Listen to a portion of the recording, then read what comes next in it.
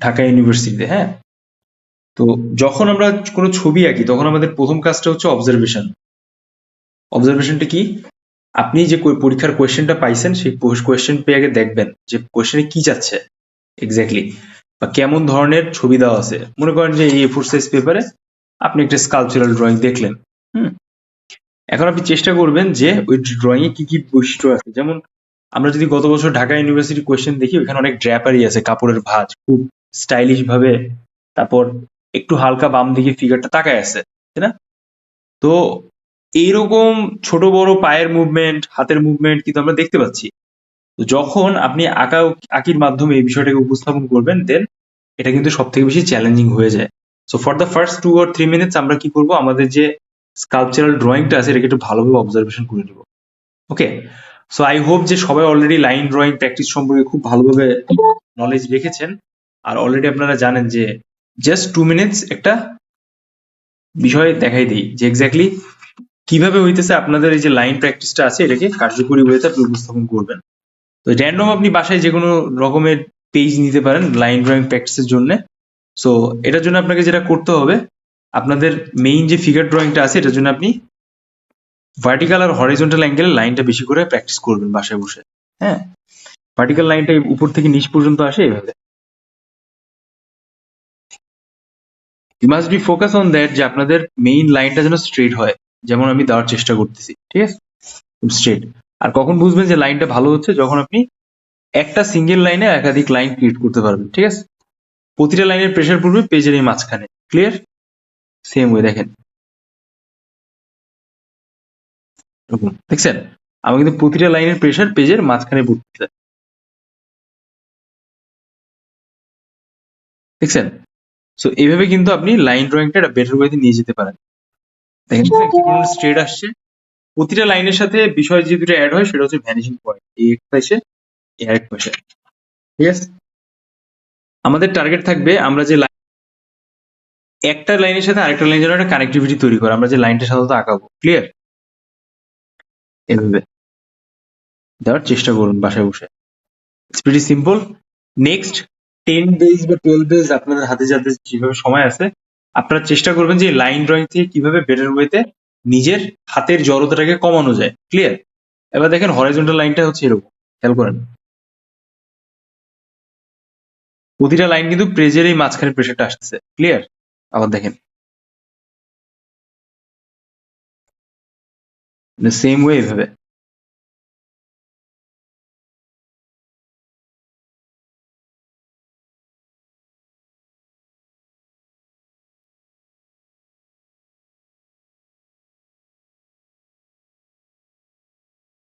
ঠিক আছে? তারপর যে কাজটা করতে হবে এখানে বলবো না, যখন আমি দেখাবো। ওকে, দেন আপনি এখান থেকে এই ডট গুলোকে কানেক্ট করার চেষ্টা করবেন লাইনের মাধ্যমে, এভাবে। ঠিক আছে? সো এভাবে হচ্ছে আপনি কমপ্লিটলি একটা লাইন ড্রয়িং এর প্র্যাকটিস করবেন। So let's move on the next part. যখন আমরা হচ্ছে একটা পেজে কোনো কিছুকে আঁকাইতে চাই বা আঁকাবো, তখন আমরা এইচবি পেন্সিল দিয়ে আমাদের আঁকানোটা শুরু করব। জেনারেলি এটা এইচবি পেন্সিলের মতোই কাজ করতেছে, আপনি দেখে নিতে পারেন। এই হচ্ছে পেন্সিল, মোটামুটি ভালোভাবে শার্প করা যেন থাকে, নাহলে কিন্তু শার্প না থাকলে কাজ হবে না। আমার কাছে আরো অনেক ভ্যারাইটিস পেন্সিল আছে, যেমন দেখেন এখানে হচ্ছে এটা ডেলি কোম্পানির পেন্সিল, এটা 2B পেন্সিল। এটা থেকে লিড মূলত একটু ডার্ক হয় বেশি, ঠিক আছে? তারপর দেখেন এটা মেবি ডেলি, হ্যাঁ একটু ডার্ক হয় লিড। তারপর হচ্ছে এখানে ফেবার কাস্টেলের পেন্সিল আছে, দেখেন প্রতিটা পেন্সিলের গঠন এক এক রকম। তো আপনি যদি চান্স পাইতে চান, আপনার প্রত্যেকটা ছোট ছোট ব্যাপারে খুব ভালো ফোকাস রাখা লাগবে ইউনিভার্সিটি অ্যাডমিশন টেস্ট। এটা দেখেন, এটা হচ্ছে এইচবি পেন্সিল, এটা হচ্ছে আপনার কিপিং স্মাইলের, ঠিক আছে? তো অলরেডি আমি 3-4টা ব্র্যান্ড সম্পর্কে আপনাদের সাথে ডিসকাশন করলাম। সো সব ব্র্যান্ডই ভালো, এমন না যে এটা ভালো ওইটা খারাপ। দেখেন এটা হচ্ছে গুড লাকের পেন্সিল, খুব regular pencil, but lead quality যেটা আছে সেটা ফেবার কাস্টেলের সব থেকে বেস্ট। ওকে, আর এই কিপিং স্মাইল এটা আমি ক্যারি করছিলাম না, ওটা স্পন্সর আমাকে করছিল। সো এভাবে আপনারা যারা মোছামুছির কাজ বেশি করেন, মেইন এক্সামে খুব কনফিউজড হয়ে যান, তারা এরকম ডাস্ট ফ্রি ইরেজার ইউজ করতে পারেন। এটা হচ্ছে ফেবার কাস্টেলের, সবাই সাউন্ড ইউজ করেন, ঠিক আছে? এটা ডাস্ট ফ্রি ইরেজার। চেষ্টা করব আমাদের মেটেরিয়ালস এর ব্যাপারে ক্ল্যারিটি আমরা পেয়ে গেলাম। এই পেন্সিল, এই ইরেজার, সবার আগে আমরা এইচবি পেন্সিল দিয়ে কাজ শুরু করা। ঠিক আছে, আমি একই সাথে একইবারে টোটাল যে বিষয়টা আছে সেটাকে গুছিয়ে বলে দিচ্ছি, যেন আপনারা পরবর্তীতে বিষয়টাকে আরো একটু ভালোভাবে ফোকাস করতে পারেন। প্রতিটা লাইনের একটা লেন্থ আছে। মনে করেন আমি একটা পেজে যখন একটা লাইন দিচ্ছি, ঠিক আছে, ফর এক্সাম্পল আমি এই পেজে একটা লাইন দিচ্ছি, আপনি যদি এরকম ভাবে লাইনটা দেন, এটা হইতেছে অনেক ডার্ক লাইন, তো এই টাইপের লাইন ইউজ করা যাবে না এক্সাম হলে বেশি। আপনি যদি এটাকে হালকা ভাবে দেন, ঠিক আছে, দেখেন আগের লাইনের এই লাইনের ডিফারেন্সটা দেখেন, ঠিক আছে, কত চেঞ্জেস আসছে, কোথাও হালকা, কোথাও অনেক ডার্ক, তাই না? তো এই ভ্যারিয়েশনটাই হচ্ছে মূলত আপনার মেইন এক্সামে ছবিতে আঁকানোর মাধ্যমে উপস্থাপন করতে হবে। যে যতটা ভালোভাবে এটা করতে পারবেন অ্যাডমিশন টেস্টে, তার তত আগে সিটটা সিকিউর হবে। সেটা মাথায় রাখেন। ইটস প্রিটি সিম্পল, ড্রয়িং কোনো রকেট সায়েন্স না, যদি কেউ চেষ্টা করে অনেক ভালো করতে পারে। ঠিক আছে, তো এভাবে হচ্ছে আপনাদের কাজ করতে হবে। Now let's talk about the exam question.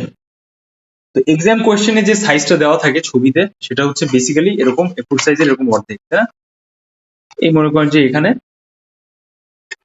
আপনাদের ফিগারটা আঁকানো আছে, আমরা জাস্ট স্যাম্পল হিসেবে ধরার জন্য জাস্ট একটু ইয়ে করতেছি আর কি, তো হাত দিয়ে বোঝানোর চেষ্টা করছি, জাস্ট ফর স্যাম্পল।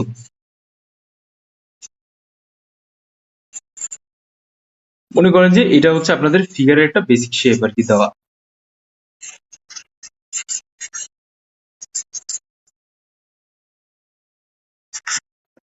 এখন আপনাদের এই যে সাইজটা আছে, তাই না, এই যে সাইজটা আমরা দেখতে পাচ্ছি, এই সাইজ আর আপনাদের পরীক্ষার যে পেজ আছে তার সাইজ কিন্তু যথেষ্ট ডিফারেন্ট, তাই না? এরকম সাইজে মনে করেন আপনার স্কাল্পচারটা আছে বা স্কাল্পচারের ড্রয়িংটা আছে, আর এখানে হয়তোবা কিছু কোয়েশ্চেন সম্পর্কে ইনফরমেশন দেওয়া আছে, কি কি করতে হবে না করতে হবে, এরকম কিন্তু আমরা দেখতেছি অলরেডি কোয়েশ্চেনে। তো যখন প্রশ্নটা পাবেন, আপনি এইটাতে একবার পড়লেন, 1 মিনিট বা 30 সেকেন্ডে পড়লেন, দেন আপনি এটা দেখলেন, 5 মিনিটস টাইম স্পেন্ড করলেন এখানে। তো খেয়াল করেন যে আপনি এখানে যথেষ্ট বৈশিষ্ট্য যখন খুঁজে পেলেন, যেটা আমরা অলরেডি কথা বললাম, আপনার এখন টার্গেট থাকবে এই ফিগারের 7.5 মাথা হিসাব করে আপনার এই যে মেইন পেজটা আছে এর উপর উপস্থাপন করা। তো তখন ম্যাক্সিমাম স্টুডেন্ট যারা প্র্যাকটিস করে যায় না, তারা কিন্তু এখানে কটটা খায়। কটটা হইতেছে কি, যে এখানে যখন আপনি আঁকতেছেন, এই যে মাথার যে হিসাবটা আছে, মনে করেন এই মাথার হিসাব, হুম, স্পেসিফিক দেখাইলে ভালো হবে আপনাদের সবার জন্য। তো আমরা একটু অন্য কলম দিয়ে দেখানোর ট্রাই করি। তো এই যে মাথার হিসাবটা আছে, এই মাথার হিসাবটা কিন্তু সবাই মিলাইতে পারে না, পরে এই যে 7.5 মাথার হিসাব, তখন কিন্তু অনেক কমপ্লিকেশন তৈরি হয়। ঠিক আছে, অনেকে মনে করে যে এই মাথাটা আমি কিভাবে এর উপর আঁকাবো, এর জন্য আমাদের কি প্রসেস। সো এটা গল্পটা খুব সহজ। আপনি মেইন যে ফিগারটা দেখতেছেন, যদি এটা আপনাদের মাথার সাইজ হয়, তাহলে আপনি জাস্ট এর থেকে দ্বিগুণ করবেন। এটা যদি আমাদের জেনারেল সাইজ হয়, খেয়াল করেন, এইটুকু যদি আমাদের জেনারেল সাইজ হয়, দেখেন এখানে যদি আমি লিড দিয়ে দাগাই, এই যে এটা যদি আমাদের জেনারেল সাইজ হয় এখানে, ঠিক আছে, এখান এখান থেকে এই পর্যন্ত যদি আমাদের মাথার মেইন সাইজ হয়, তাহলে আপনি এর থেকে আরেকটু সামান্য বড় করে নেবেন, মানে এর দ্বিগুণ, এই যে এতখানি। সো আমাদের পেন্সিলের লিডটা এই পর্যন্ত আসছে, ক্লিয়ার? এই টপ লিড থেকে শুরু করে এই আঙ্গুল শেষ পর্যন্ত, এটা হচ্ছে হিসাব। তো আই গেস যে কিভাবে এক মাথার হিসাব ধরা লাগে সেটা আপনারা বুঝে গেছেন। এই একটা টেকনিক আছে, আরেকটা টেকনিক আছে যেটা আমি লাস্ট আপনাদের দেখাইছি, যে আপনি এইভাবে দুটো পেন্সিল নেবেন, চ্যাপস্টিকের মতো ধরবেন। তো আপনি জেনারেলি এইভাবে মাথাটা ধরছেন, তাই না, এভাবে। তো আপনি যেটা করবেন মেইন এক্সামে, আপনার যে মেইন পেজ আছে সামান্য একটু হালকা বাড়িয়ে নিয়ে, এই যে এরকম দেখেন, এটা হইতেছে এক মাথা কোয়েশ্চেন পেপারের মাথা, দেন আপনি এটাকে হালকা একটু এক্সটেন্ড করলেন এরকম। এই যে এক্সটেন্ডটুক যে জায়গাটা আপনার মাঝখানে আছে এখানে, এই যে দেখেন এখানে যে স্পেসটা আছে, এই স্পেস বরাবর আপনি জাস্ট 7.5 মাথা আপনার পেজে টানার চেষ্টা করবেন। ঠিক আছে, এখন কোয়েশ্চেন পেপারে কোনো রকম কোনো এই যে এভাবে ম্যাপিং করার কোনো দরকার নেই, এরকম, ঠিক আছে, এইভাবে ম্যাপিং করার কোনো দরকার নেই আপনার। এইভাবে অনেকে আছে এরকম বক্স করে ম্যাপিং করে, হ্যাঁ করতে পারেন, ইটস ওকে, যদি আপনার একদম ফিগার ড্রয়িং এর দুর্বলতা বেশি থাকে তাহলে। কিন্তু আমার কাছে যারা শিখে তারা লাস্ট অব্দি পর্যন্ত তাদের এত কমপ্লিকেশন থাকে না সাধারণত। তো যার কারণে আমি বলতে চাই যে এটা আসলে খুব বেশি নেসেসারি না। But if you have enough problem then you will go for it. তো এখন আমরা যদি এই শেপটাকে ধরি, তো যদি আমরা এই শেপটাকে ধরি, ঠিক আছে, তো এই শেপ বরাবর আমরা এই পেজে কিভাবে মাপটাকে নিব এটা আমরা একটু বোঝার চেষ্টা করি। তো যদি কোনো দাঁড়ানো ফিগার দেখেন, এক কথায় চোখ বুঝে আপনি ওইটাকে পোর্ট্রেট মোডে আঁকাবেন। পোর্ট্রেট পজিশনটা কি, এই পেজটা যে স্টাইলে আছে, যখন আমি পেজটাকে এরকম ঘুরাই দিচ্ছি এটা হয়ে যাচ্ছে ল্যান্ডস্কেপ পজিশন। সো খুব রেয়ার আসে ল্যান্ডস্কেপ পজিশনে কোনো ছবি। তো আমাদের যেটা করতে হবে, আমাদের এই পোর্ট্রেট পজিশন বা লম্বা বরাবরই ভার্টিক্যালি হচ্ছে এই ছবিটা আঁকানোর চেষ্টা করতে হবে, ঠিক আছে। সো চলেন সবার আগে আমরা মাথার একটু হিসাবটা উপস্থাপন করার চেষ্টা করি আমাদের পেজে। ক্লিয়ার? অলরাইট। সো কি করব আমরা, ওই যে লাইন আমরা শিখলাম একটু আগে, ভার্টিক্যাল লাইন, ওই লাইন বরাবর আমরা পেজের ঠিক মাঝখান থেকে একটু হালকা ডাইনে একটা এরকম দাগ দিব। খেয়াল করেন সবাই,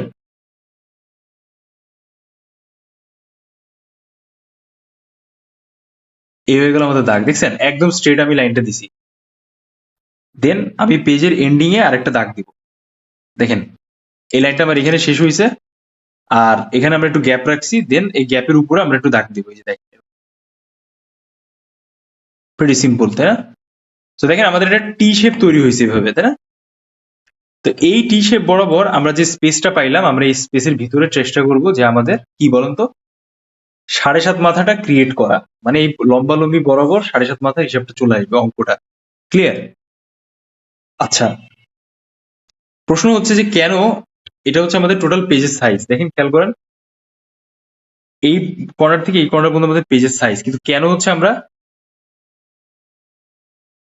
এই অংশটা বড় রাখছি আর এই অংশটা ছোট রাখছি, লেফট সাইড বড় রাখলাম, ডান সাইড ছোট রাখলাম, কারণ কি জানেন, আমাদের হাত। তো যদি আপনি দেখেন যে কোনো হাত বা পা বা একটা ছড়ানো ফিগার, তাহলে সবসময় এইভাবে আপনাকে মার্ক করে আঁকতে হবে। আমরা যদি খেয়াল করি আমাদের মেইন কোশ্চেনের, আমাদের ডান সাইডে যে স্পেসটা আছে কোশ্চেনের, ঠিক আছে, এই মডেলের যে ছবিটা আছে এর হাতটা কিন্তু বডির সাথে অ্যাটাচ করা বা বডির সাথে লাগানো, ঠিক আছে, খেয়াল করছেন আপনারা? তো এই লাগানোর কারণে বডির সাথে হাতটা যখন অ্যাটাচ অবস্থায় আছে তখন কিন্তু ওইখানে আমাদের স্পেসের বেশি দরকার নাই। এর মানে হইতেছে যে আমাদের ওই জায়গাটা বডির সাথে সাথে অ্যাটাচমেন্ট হয়ে আসবে। বাট দেখেন বাম সাইডে যে হাতটা আছে ওই হাতটা কিন্তু ছাড়ানো, বাম সাইডের হাতটা। সো ওই জিনিসটা আমরা কি করবো বলুন তো, ওই জিনিসটার জন্য আমাদের আলাদা স্পেস লাগবে। সো দ্যাটস ওয়াই আমরা হচ্ছে বাম সাইডের স্পেসটা বেশি রাখছি এবং ডান সাইডের স্পেসটা কম রাখছি। আচ্ছা, আপনি হয়তোবা ইউটিউব চ্যানেলে অনেক টিউটোরিয়াল দেখবেন, অনেক আরো দামি দামি জায়গা হয়তো আপনি শিখছেন এর আগে, বা অনেক ইম্যাচিউর যারা নতুন নতুন প্রতিষ্ঠান অলরেডি তৈরি হচ্ছে ব্যাঙের ছাতার মতো, তাদের কাছে শিখতেন। কিন্তু আপনি যতক্ষণ না এই বেসিকটা ক্লিয়ার করবেন আপনার নিজের, এই যেমন আমি দেখাইলাম এখানে, তারপর অলরেডি যেটা উপস্থাপন করতেছি, আপনার যতক্ষণ না এই বেসিকটা ক্লিয়ার হবে ততক্ষণ আপনি ধরে রাখেন যে আপনি ফিগার ড্রয়িং প্রপারলি আগাইতে পারবেন না। সো এই বেসিকটা ক্লিয়ার হওয়া লাগবে। ঢাকা ইউনিভার্সিটি এক্সামে চান্স পাওয়ার সব থেকে বেসিক মূল মন্ত্রটা হইতেছে জানেন কি, ফার্স্ট 10 মিনিটস। এই ফার্স্ট 10 মিনিটস হচ্ছে আপনার কি হবে বলুন তো, আপনি ঢাকা ইউনিভার্সিটি ড্রয়িং এ 45-48 উপর পাবেন কিনা এটা নির্ধারণ করে দেয়। কারণ কি, আপনি ওই 10 মিনিটস হচ্ছে টোটাল মানে প্ল্যানিং করে ফেলছেন, প্রোগ্রামিং করে ফেলছেন আপনার ব্রেনটাকে, যে আমি নেক্সট স্টেপে এভাবে যাবো। তো এখন জাস্ট আপনি হুট করে পেজ পাইলেন, আঁকানো শুরু করলেন, এটা কি আপনার হইলো কিছু না, গজায় মিল হয়ে যাবে, মাখায় যাবে, অনেক বেশি পরিমাণে আপনি কমপ্লিকেটেড করে ফেলবেন। তারপরে এক্সাম হলে 2-3টা সমস্যা হয়, যেমন ফার্স্ট সমস্যা অনেক প্যানিক করা, এমসিকিউ এক্সাম খারাপ হয়েছে সো ড্রয়িং খারাপ হয়ে যায় যতই ভালো পারেন আপনি। সেকেন্ড প্যানিক যে ব্যাপারটা আসে যে আপনার হয়তো পাশে এমন কেউ পড়ছে, সে হয়তো অনেক তুখোর ছবি আঁকতেছে, বাট আপনি সেভাবে পারেন না, বা আপনার কাছে এরকম ফিল হচ্ছে, তখন আপনার কনফিডেন্স লেভেল আরো ডাউন হইতে থাকবে। এন্ড থার্ড প্রবলেমটা কি, যেহেতু এটা অ্যাডমিশন টেস্টে ফার্স্ট টাইম আপনারা, সো প্রথম এক্সাম দিচ্ছেন, যার কারণে কিন্তু প্রথম এক্সাম দেওয়ার কারণে আপনাদের কিন্তু ওই কমপ্লিকেশনটা তৈরি হচ্ছে যে আরে ভাই এটা তো আমার প্রথম এক্সাম, ভালো করতে পারলাম না, ভালো কি আদৌ হবে? তো এই সবকিছু মিলায়া আপনার হচ্ছে টোটাল ড্রয়িংটা এক্সামটাই খারাপ হয়ে যায়, ঠিক আছে? তো এইগুলো ট্রাই করতে হবে যতটা আন্ডার কন্ট্রোল রাখা, বা প্যানিক অ্যাটাক না আসা বা প্যানিক না হয়ে যাওয়া। হ্যাঁ, যদি আপনি এক্সামে হলে এগুলো মেনটেন করতে পারেন তাহলে আপনি শতে 100, মনে করেন আপনি মিনিমাম 50, 48, 52 এরকম পেয়ে যাবেন। এটাই চ্যালেঞ্জিং না, এটাই ফ্যাক্ট। দেখেন লাস্ট ইয়ারে যারা 6th প্লেস করছে, 4th প্লেস করছে, 24th প্লেস করছে, তারা কিন্তু ম্যাক্সিমামই এই জিনিসগুলোকে অ্যাডজাস্ট করছে।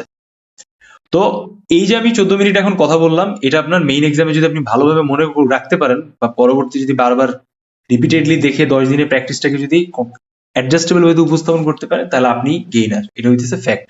ঠিক আছে, okay. So let's move on the next part. সবার আগে আমরা কি করব, আমরা হচ্ছে এই যে মাপটা নিলাম, এভাবে এভাবে হচ্ছে আমরা 7.5 মাথা আমাদের পেজে দেওয়ার চেষ্টা করব। তো আপনি চাইলে নিচ থেকে উপরে যেতে পারেন, ইটস ওকে। সো আমরা এখান থেকেই যাই। এই যে আবার দেখেন, এটা মনে করেন আমাদের কোয়েশ্চেন। সো কোয়েশ্চেনের এই সাইজ, মাথার সাইজ, ঠিক আছে। তো এটার থেকে আমরা হালকা একটু বড় করছি, মানে এই যে একটু এক্সটেন্ড করছি, দেখেন এই বরাবর এই আসতেছে, একটা দাগ দিলাম, দেখছেন এটা ডট দেখা যাচ্ছে, এই যে। আর এখান থেকে আমাদের শুরু। সো আমরা এতটুকু স্পেসটাকে এক মাথা ধরলাম। আপনার এই চ্যাপস্টিক কৌশলটা অবলম্বন করা, এটা খুব ইজি আর কার্যকরী। তো কি করলাম, আমরা এখান থেকে এক মাথা নিব, 1 2 3 4 5 6 7 আর এই 8। আপনি একটু উপর চলে যান, 9, ঠিক আছে, এই 10। দেখছেন আমাদের কিন্তু টোটাল এরিয়াটা কাভার আপ হয়ে গেছে। দেখছেন একদম অ্যাকুরেট সাইজ। তো এরপরেও অনেকে আছে যারা চেষ্টা করে যে তারা হচ্ছে ফিগারটাকে মানে আরো কম, মানে আরো বেশি পরিমাণে অথেন্টিসিটি আনার জন্য বা অ্যাকিউরেসি মেনটেনেন্স করার জন্য তারা এইভাবে লাইন দেওয়ার চেষ্টা করে পেজের উপরে। আপনি চাইলে দিতে পারেন, ইটস ওকে, ঠিক আছে, এরকম ভাবে।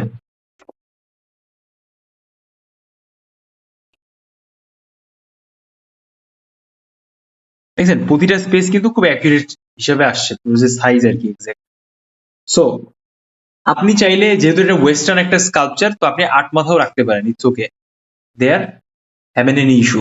হ্যাঁ, তো আমি কি করলাম এখানে, আমি হচ্ছে এখানে 1 2 3 4 5 6 7 8 9 এন্ড এই 10। আমাদের কিন্তু 10টা মাথা হয়ে গেছে। তো যদি আপনি নোটিস করেন যে আপনার যে স্কাল্পচারটা আছে, এই স্কাল্পচারে কিন্তু একটা বেদি আছে বা বেইজ আছে। বেইজটা কিভাবে বুঝলাম, দেখেন সিঁড়ির মতো করে 3টা স্টেপ দেখা যাচ্ছে। তো এটার জন্য মিনিমাম আমাদের কিন্তু এতখানি স্পেস দরকার। খেয়াল করেন, এই যে এতখানি স্পেস, এক মাথার একটু বেশি বেশি। তো আমরা যদি এটাকে সুন্দর করে একটু হালকা করে হাইলাইট করে নিই এই বরাবর, তাহলে আমাদের কি হচ্ছে, 1.5 মাথা কমে গেল।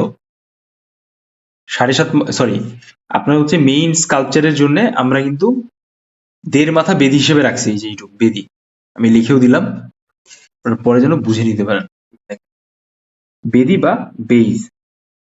হ্যাঁ, কারণ যেহেতু আমাদের স্কাল্পচার এইটা আছে, তো আমাদের এটা স্কাল্পচার, আর বেদি ছাড়া কোনো স্কাল্পচার হয় না।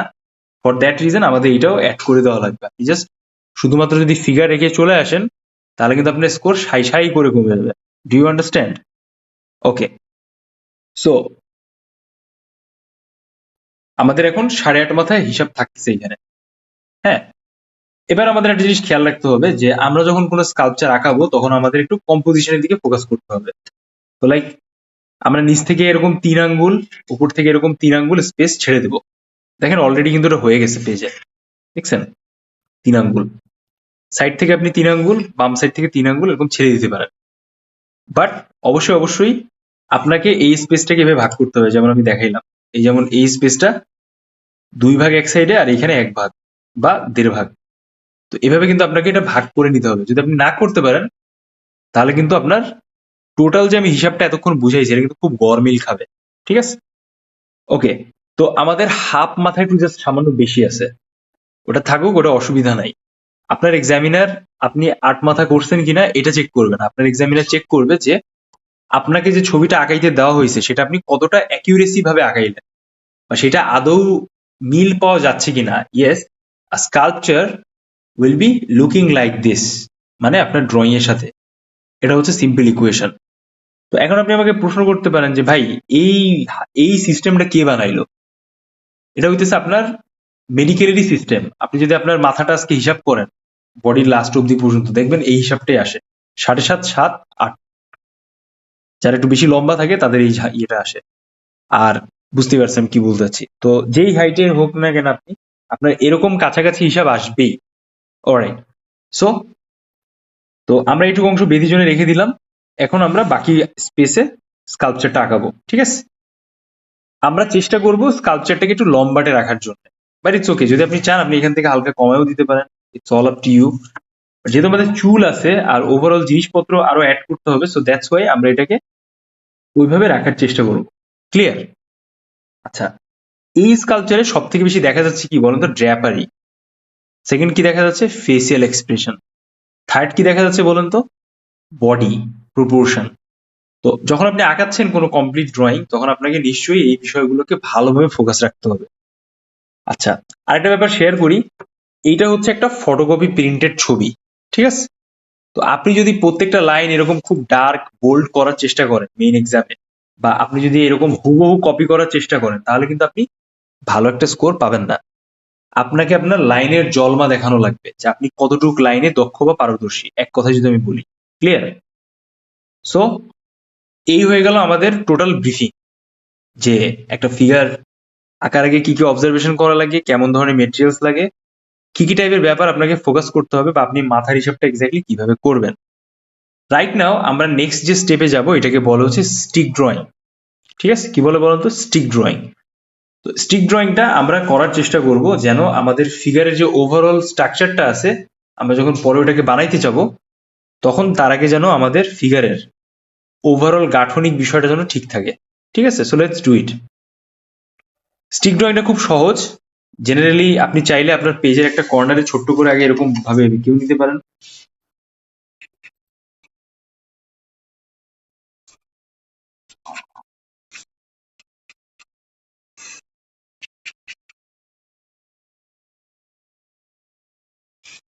অনেকে সবার আগে দেখছি এভাবে এঁকে নেয়।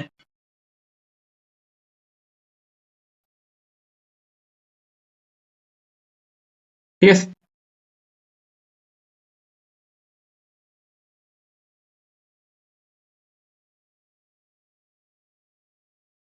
কিন্তু ছবি আঁকার শেষে হচ্ছে আপনাকে অবশ্যই এটা মুছে দিতে হবে। বুঝতে পারছি? এই যে এভাবে এঁকে নেয় জাস্ট জিনিসটাকে একটু অ্যাডজাস্টেবল মধ্যে উপস্থাপন করার জন্য। ক্লিয়ার? তো এই হয়ে গেল আমাদের বেরি। জাস্ট জাস্ট ড্রয়িংটাকে একটু মাইন্ডে সেট করার জন্য এই জিনিসটা করে নেয়। আপনি অবশ্যই এক্সাম শেষে সব মুছে দিবেন। ক্লিয়ার?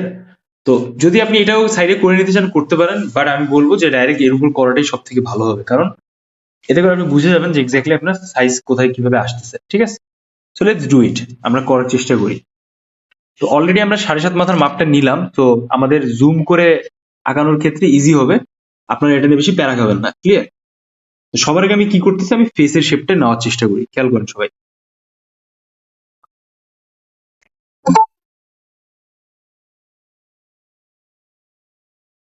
ওকে, সো চলেন আমরা ফেসের শেপটাকে নেওয়ার চেষ্টা করি। তো এইখানে আমরা যদি স্টিক ড্রয়িংটা আঁকি, আমরা এর সাথে একটু এক্সট্রা সার্কেল, ওভাল এগুলো ইউজ করার চেষ্টা করব। কারণ কি, this is also a part of your drawing and necessary. পরবর্তীতে আপনারা আস্তে আস্তে বুঝতে পারবেন যে কেন আমি এই কথা বলতেছি, এটা necessary. Clear? Okay, so let's do it. সবার আগে আমরা কি করতে চাই, আমরা এখানে সার্কেল দিব। দেখেন আমাদের ফেসটা কিন্তু হালকা বাঁকা অবস্থায় আছে, খেয়াল করছেন সবাই? ফেসটা কিন্তু বেশ সুন্দর, হালকা বাঁকা অবস্থায় একটু নিচের দিকে আছে। হুম।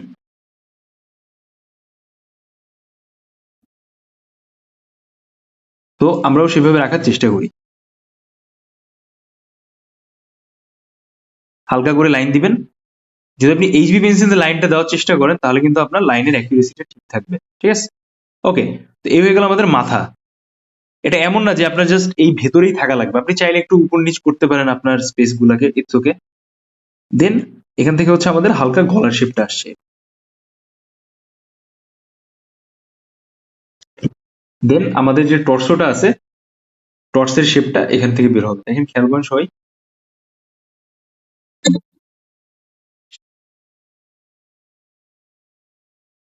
ওকে, সো এবার আমরা কি করব, আমরা এখান থেকে এক্সটেন্ড করব আমাদের স্পেসটা, লাইনটা। ঠিক যেরকম আপনি মডেলে দেখার চেষ্টা করতেছেন, আপনি সেভাবে চেষ্টা করবেন যে ওই জায়গাটাকে একটু এক্সটেন্ড করা। ঠিক আছে? তো এটার একটা হিসাব আছে। আপনি যদি এটাকে আঁকান, তাহলে আপনি গলার মাপটা সরি, আপনার হচ্ছে মাথার মাপটা অ্যাকুরেট রাখবেন। দেখেন এই হয়ে গেল স্পেস, দেখছেন? এই অনুযায়ী কিন্তু আমার মাথার মাপটা সেম আছে। তাহলে হবে কি জানেন, পরবর্তীতে যখন আপনি আরো ডিটেলসে আঁকবেন বা আরো কমপ্লিট ফিগারটা আঁকার চেষ্টা করবেন, তখন কিন্তু আপনার ওই জিনিসটা অ্যাকিউরেসি ঠিক থাকবে। Clear everyone? অলরাইট, তো এবার হচ্ছে আমরা বডি পার্টে চলে আসি। দেখেন বডিটা হচ্ছে স্ট্রেট আছে এরকম, আমরা হালকা বাঁকা করে আঁকাই, মানে জাস্ট লাইনটা দিই এই। তো এখানে যদি আমাদের বডি হিসাবটা হয়, তাহলে এখান থেকে হচ্ছে কঙ্কালতন্ত্রের নিচের পার্টটা আসবে এরকম, দেন আমরা ডাইরেক্ট পা এখানে অ্যাড করে নিব। Clear? Alright, so let's do it. তো আমরা কি দেখতেছি যে আমাদের একটা পা এইভাবে আছে, মানে মানে একটা মুভমেন্টে আছে আর কি, বডিটা একটা হালকা হাঁটা অবস্থায় মুভমেন্টে আছে, এই যে এরকম, তাই না? আর আরেকটা পা হচ্ছে এইভাবে।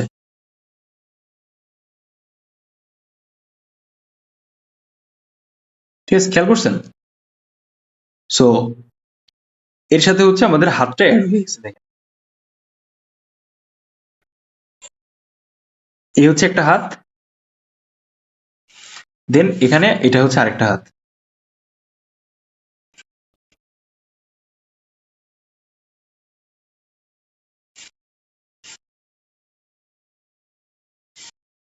দেখছেন? তো এটা হচ্ছে সব থেকে সিম্পলিয়েস্ট অর মানে সিম্পলিয়েস্ট বা যাই বলি না কেন ইজিয়েস্ট টেকনিক, যে একটা স্কাল্পচারাল ড্রয়িং বা ফিগার ড্রয়িংটাকে আইডেন্টিফাই করা। রাইট নাও আমরা যেটা করতেছি সেটাকে বলা হচ্ছে আইডেন্টিফাই করা। আপনার ফিগার ড্রয়িংটা আপনি আইডেন্টিফাই করছেন আর ম্যাপিং করতেছেন, বুঝছেন? দেখেন এই হচ্ছে আমাদের বেস, এরপর আমাদের স্কাল্পচারটা চলে আসলো। সো আমরা এখানে হাফ মাথা বেশি ইউজ করছি, বাট ইটস ওকে, আমরা পরেটা অ্যাডজাস্ট করে নিব। Do you understand? আচ্ছা, এ পর্যায়ে হচ্ছে আমরা একটু মাপটা হিসাব করি। আমাদের এই যে পায়ের যে শেপটা আমরা ধরছি এখানে সব যেন অ্যাকুরেসি থাকে, এটা কিন্তু অলমোস্ট অ্যাকুরেট আছে। দেখছেন এখানে প্রতিটা সাইজ যেন অ্যাকুরেট থাকে। আপনি যদি এই সাইজটা ধরেন, এখান থেকে খেয়াল করেন, এই যে যদি আপনি এই বরাবর ধরেন, এই লিডের লাস্ট লাস্ট মানে এই লিডের টপ পার্ট এন্ড আমাদের আঙুলের এই লাস্ট পার্ট, ঠিক আছে, এইভাবে এই যে এরকম যদি হয়, তাহলে আপনার এখানেও সেম রাখা লাগবে। এই যে দেখেন অবস্থা, দ্য সেম ওয়ে এ গেল একটা পার্ট, এখান থেকে আসতেছে, then this is another part. Clear everyone? I hope যে আপনি বুঝতে পারছেন। সেম ওয়ে আমরা হাতের শেপটাকেও একইভাবে হিসাব করবো। যদি আপনি এতটুকু হাত রাখেন, দেন আপনার এই হাতটাকেও এতটুকু রাখা লাগবে। এই যে দেখেন, দেখছেন মিলছে? সেম ওয়ে এটাও, মানে এটা আমাদের হালকা কম হচ্ছিল, দেন আমাদের হাতের শেপটা এভাবে আসবে। ক্লিয়ার? Alright, very nice. যদি আমরা এই হিসাবটা আগে না মিলাই নিই, তাহলে জানেন কি হবে? পরবর্তীতে আমরা যে ফিগারটা কমপ্লিট করে ফেলি, তাহলে কিন্তু আমাদের ফিগারটা অনেকটা উল্টো পাল্টা হয়ে যাবে। It's not looking good. So আপনি যাই করেন না কেন, আপনাকে হচ্ছে এই ফিগারের শেপ বা গঠনগুলোকে এভাবে অ্যাডজাস্ট করে নিতে হবে। এই আমরা জাস্ট হালকা একটু স্পেস রাখলাম বেদি থেকে বিষয়টাকে বোঝানোর জন্য। আচ্ছা, সো এবার আমরা কি করবো বলেন তো? এইবার যে স্টেপটা হচ্ছে, সেখানে আমরা সরাসরি পার্সপেক্টিভের ব্যাপার বোঝার চেষ্টা করবো, যে আমাদের এক্স্যাক্টলি পার্সপেক্টিভ লাইন আপটা কোথায় কোথায় আছে। খেয়াল করেন তো, হাতের এখানে একটা পার্সপেক্টিভ লাইন আপ আছে, খেয়াল করছেন আপনারা? কিভাবে বুঝলাম? এই হাতটা কিন্তু সাডেনলি অনেক ছোট হয়ে গেছে, তাই না? এর অর্ধেক হচ্ছে এই হাত, খেয়াল করছেন? তো এখানে পার্সপেক্টিভ লাইন আপটা আছে, বাট এটা আপনাকে এমন ভাবে দিতে হবে যেন এটা দেখে মনে হয় যে হ্যাঁ আসলে হাতটা ওরকম আছে বা ওরকম হয় এক্স্যাক্টলি। বুঝতে পারলেন? সেকেন্ড স্টেজে আমরা কি দেখছি, যে আমাদের এই শোল্ডারের পার্টটা এটা হালকা একটু নিচের দিকে বাঁকায় আছে, দেখছেন? আর এটা হালকা একটু উপর উঠে গেছে। তো এই যে অংশটা আছে বাম সাইডের হাত সহ বাম সাইডের অংশ, এটা কিন্তু আমাদের বেশ অ্যাকুরেট দেখা যাচ্ছে। আমরা যদি নর্মালি এরকম দাঁড়াই, এরকম কিন্তু দেখা যায়। ইন দ্য সেম ওয়ে আমরা যদি ফেসের কথা বলি, আমাদের ফেসের পজিশনটা কিন্তু ডিফারেন্ট। আমরা পোর্ট্রেটে কি জানি, তিনটা পজিশন থাকে। একটা হচ্ছে ফ্রন্ট পজিশন বা ফ্রন্ট ভিউ, একটা হচ্ছে সাইড ভিউ। ফ্রন্ট ভিউটা কি, এক কথায় পাসপোর্ট সাইজ ছবি।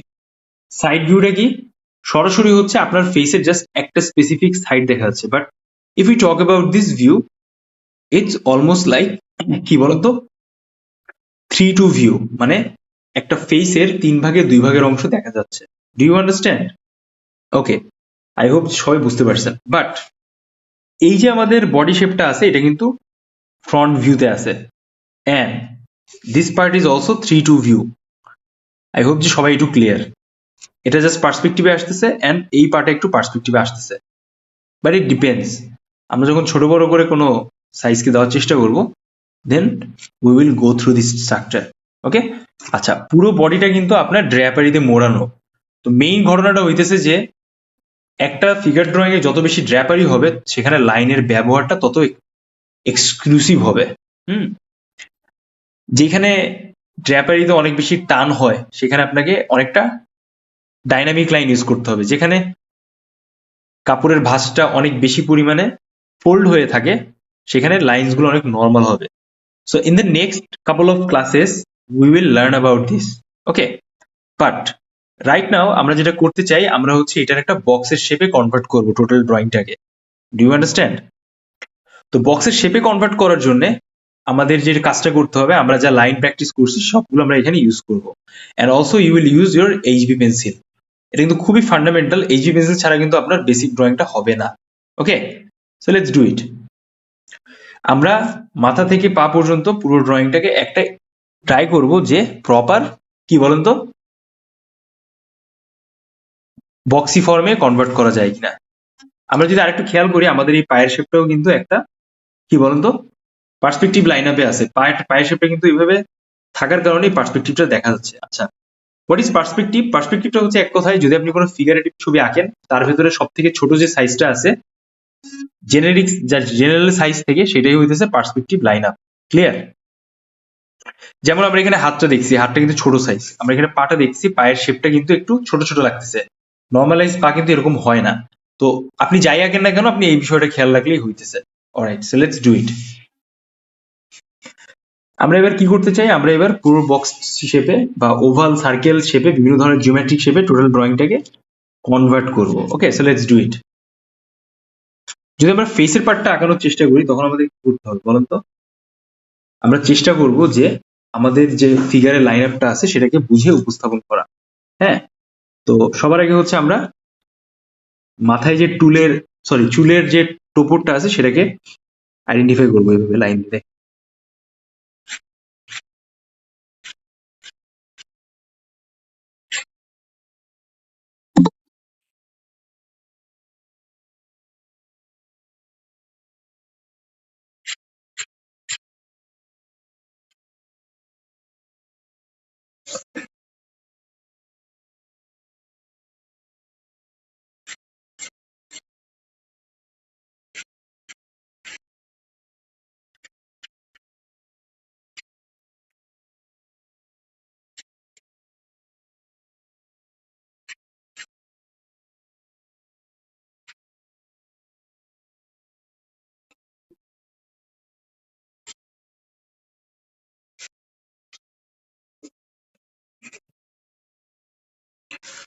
সো আমরা যদি খেয়াল করি, এটা কিন্তু মেয়েদের মতো মাথায় মাঝখানে সিঁথি করা, তাই না?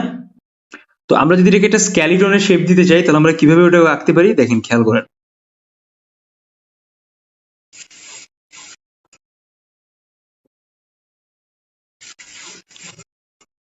আবার মেয়ে বানাই দিয়েন না, আঁকাইতে আঁকাইতে ছেলেরা আইখেন কিন্তু।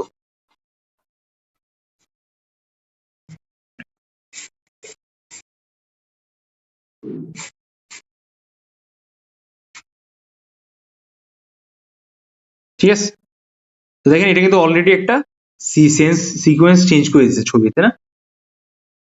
তো যদি আমরা এখান থেকে আমাদের মাথার যে মাঝখানে সিঁথিটা আছে সেটাকে যদি হিসাব করি, তাহলে কি হচ্ছে বলুন তো? এইটুকু অংশ আমাদের কপাল হয়ে যাচ্ছে, তাই না?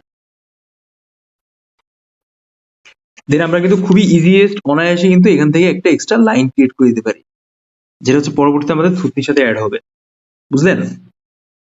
আর যেহেতু আমরা এই অংশটাকে এইভাবে হাইলাইট করে ফেলেছি অলরেডি কপাল হিসেবে, তো আমাদের কিন্তু এই অংশটা আমরা চোখ হিসেবে রাখতেই পারি। খেয়াল করে দেখেন, নাকটা কিন্তু খুবই স্ট্রেট আছে, সোজা। জাস্ট আমরা এখানে হালকা করে স্পেস রেখে দিলাম। দেন আপনি চাইলে আপনার এখান থেকে এক্সট্রা এরকম ভলিউম রেখে রেখে দিতে পারেন। ঠিক আছে, তো পুরো ফেসের শেপটা হচ্ছে জাস্ট ব্ল্যাঙ্ক। সো আমরা ওইখানে বেশি কাজ করব না। এটা হচ্ছে আমাদের এক্সট্রা সুবিধা, ডিটেলসটা না বের করার। Clear everyone?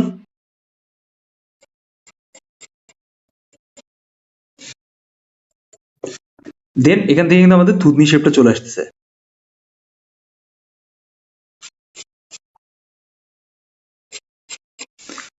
আর এখান থেকে হচ্ছে আমাদের জ লাইন, আর এখান থেকে হচ্ছে আমাদের কানের শেপ। ঠিক আছে, এবার দেখেন ডিস্টেন্স হিসাব করেন, এটা হচ্ছে আমাদের কি বলেন তো, সাইড স্পেস, তাই না? এই সাইড স্পেস বরাবর কিন্তু আমাদের কানের শেপটা আসলো, এখানে কানটা হালকা লুকায় আছে চুলের কারণে, সো আমরা হচ্ছে ওই জিনিসটাকে পরে নিব। But right now I hope যে আপনারা বুঝতে পারছেন যে কিভাবে হচ্ছে আমি খুবই ইজিয়েস্ট ওয়েতে এই টোটাল ফিগারের ফেসটাকে ধরে ফেললাম। এবার আমাদের এখান থেকে নেকের শেপটা আসবে, and there is another part, এভাবে। আপনি জাস্ট এই দুটাকে এইভাবে বিউটি বোনের সাথে কানেক্ট করবেন। ছেলেদের তো বিউটি বোন হয় না, সো জাস্ট কানেক্ট করার চেষ্টা করবেন, জাস্ট আরেকটা জিওমেট্রিক শেপ। ক্লিয়ার?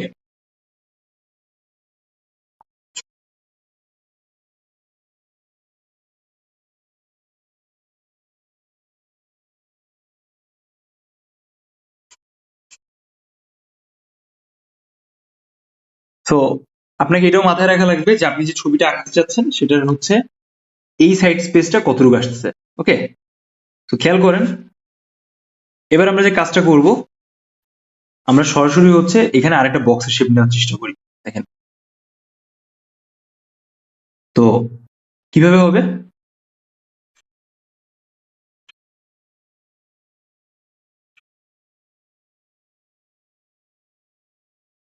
এই যে এরিয়াটা আছে, এই এরিয়াটা কিন্তু হালকা বাঁকানো, আমি বলছিলাম আমাদের একটা 3D ভিউ আছে, তো যার কারণে হচ্ছে আমরা এখান থেকে চেস্টের শেপটা নিব, বাট ইটস ওকে। বাট আমাদের প্রথমে যে জিনিসটা খেয়াল রাখতে হবে যে এই জিনিসটা কিন্তু হালকা নিচের দিকে বাঁকাবে এরকম, ঠিক আছে? চেস্টের অংশটা এভাবে কিন্তু হালকা আছে, আর এই যে জিনিসটা উপরে থাকবে, দেন এটা কিন্তু অ্যাডজাস্ট হবে ফেসের সাথে। ক্লিয়ার? আর এই জায়গাটা কিন্তু হালকা উঁচু হয়ে আছে, আর এই পাশে যে অংশটা আছে এটা কিন্তু ড্র্যাপারিতে ঢেকে গেছে। বাট তারপরেও কিন্তু এই হাতের শেপটা বোঝার কারণে কিন্তু বেশ অ্যাডজাস্টেবল মনে হচ্ছে, তাই না? মানে আমি যেটা বলতে চাচ্ছি যে এখানে কিন্তু একটা স্পেস আছে, যে স্পেসটা এই দুটো জায়গার একটা ডিস্টেন্সটাকে ক্ল্যারিটি দেয়। ওকে, সো এবার আমরা যদি আরো ইজিয়েস্ট ওয়েতে উপস্থাপন করতে চাই, আমরা এখান থেকে জাস্ট সিম্পলি একটা বক্সের শেপ নামাই দিলাম। ক্লিয়ার? জাস্ট আমাদের যেই ড্রয়িংটা আছে বা আমাদের যে ড্র্যাপারিটা আছে যেটা আমরা পরে অ্যাড করবো, তার জন্য জাস্ট আমরা একটু স্ট্রেট এরকম লাইন দিলাম, ওই যে আমরা ক্রস লাইন যেটা শিখছিলাম তার সেই অনুযায়ী। ক্লিয়ার? নেক্সট স্টেপে আমাদের যে কাজটা করতে হবে, আমরা জাস্ট এখান থেকে যা দেখতেছি ওই দেখা বরাবর একটা হালকা ওভাল টাইপ শেপ নিয়ে নিলাম। আপনি চাইলে এখান থেকে হালকা করে বক্সের শেপটাকে আপনার মতো করে উপস্থাপন করতে পারেন। আমাদের টার্গেট রাখা লাগবে যে আমাদের হাতে যেন এইটুকু অংশ দেখা যায় ট্র্যাপারির পরে, এন্ড এখান থেকে হচ্ছে আমাদের হাতের আদার্স পার্টটা আসবে। ক্লিয়ার? এই হলো রিস্ট, এন্ড এটা হয়ে গেল আমাদের ফিঙ্গার। অবশ্যই মাথায় রাখবেন যেন এটা এই চেস্টের বাইরে না যায়, মানে বাম সাইডের চেস্টের বাইরে না যায় লাইনটা। এটা হচ্ছে আমাদের প্রায়োরিটি দিতে হবে। ক্লিয়ার? আচ্ছা, সো নেক্সট হচ্ছে কি বলেন তো, আমাদের জামার পার্ট। সো এই জামার পার্টটা আমরা দেখতে পাচ্ছি র্যান্ডমলি, সো আমরা এটার জন্য কিছু এক্সট্রা লাইন্স দিয়ে এভাবে রেখে দিলাম। দেখছেন আমার লাইনটা কিভাবে যাচ্ছে, এই। নেক্সট আমরা কি করবো বলেন তো, আমরা জাস্ট পায়ের এটার জন্য একটা এক্সট্রা ভলিউম ক্রিয়েট করবো। দেখেন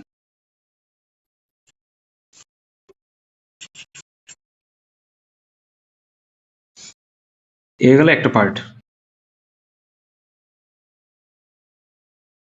এবার এই পার্টটার সাথে এই পার্টটা অ্যাটাচ হবে, তো এটা হালকা বাঁকাবে। So this is another part. ঠিক আছে, দেখেন দেন আমাদের এই অংশে হালকা একটু হাঁটুর সাইজ, দেন এখান থেকে আরেকটা মাসেলস কানেক্ট হচ্ছে এই নিচের পার্টের সাথে। সবাই কি ওভারঅল গঠনটা বুঝতে পারছেন আমি কিভাবে পায়ের শেপটা ধরলাম?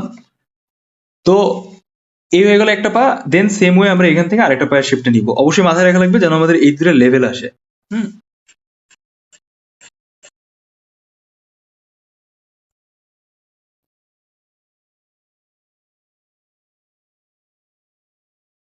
এটা দেখা যাবে না কারণ এখানে হচ্ছে আমাদের ড্র্যাপারিটা আসছে। জাস্ট আমরা একটা আনুমানিক একটা হিসাব করে নিলাম।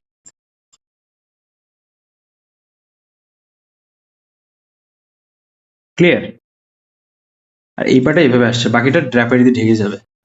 খেয়াল করেন তো এবার ফিগারটা, বুঝতে পারছেন ভিজিবিলিটি?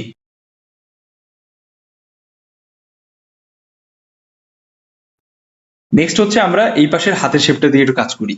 দেখেন সবাই, এই অংশে হালকা করে আমি এরকম রাউন্ড দিলাম। দেন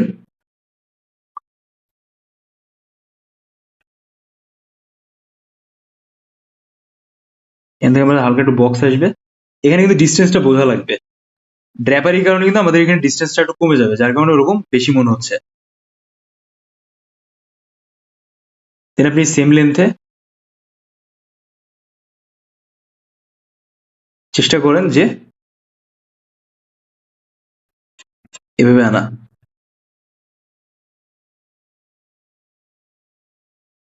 দেন আমাদের হাতটা কিন্তু এরকম আছে। দেন আপনি কি করবেন বলুন তো?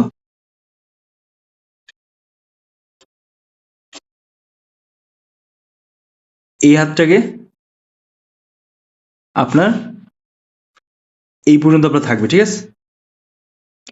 এই পর্যন্ত লাইন আপ কি বুঝতে পারছেন? সো দ্যাটস ওয়াই আমরা হচ্ছে এখান থেকে একটা এক্সট্রা শেপ নিলাম and here is another part. ঠিক আছে? তো এবার দেখেন আমরা যদি এটাকে হালকা করে মুছে দিই আমাদের কিন্তু অলমোস্ট এটা রেডি। দেখছেন? দেখেন তো কাছাকাছি গেছে না?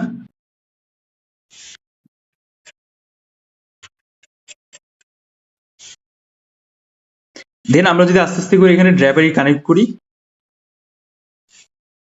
দেন কিন্তু আমাদের ফিগারের অনেকটা আগে যাবে। বুঝতে পারছেন সবাই? সেটা একটু ভালোভাবে দেখেন। এখানে 3টা স্টেপ আছে, আমরা এটা একটু এঁকে ফেলার চেষ্টা করি। 1 2 and 3। একটা এভাবে গেছে, দেন এভাবে হয়ে আবার এভাবে গেছে, দেন আবার সেম ওয়ে এভাবে, and just going through the same way। এই যে এখন এই বরাবর আমি পাশেরটাও কমপ্লিট করব। ঠিক আছে? সো আই হোপ যে আপনারা একটু হলেও বুঝতে পারছেন যে আমি কি দেখাচ্ছি আপনাদের টোটাল ফিগারের ড্রয়িং আর ওভারঅল ব্যাপার। তো অনেকের কাছে হয় কি যে আঁকাইতে আঁকাইতে পায়ের শেপটা অনেকটা ছোট করে ফেলে। তো এখন প্রশ্ন হচ্ছে যে দাদা আপনি বলতে পারেন যে এটা কিভাবে অ্যাডজাস্ট করা যায়? খুব সিম্পল, আপনার এই স্পেসটাকে একটু হালকা কমাই দেওয়া লাগবে, দেন এটা অ্যাডজাস্টেবল মনে হবে। But it's not that much difficult তো, কারণ আমরা আগাইতে আগাইতে এটা কাভার আপ করবো।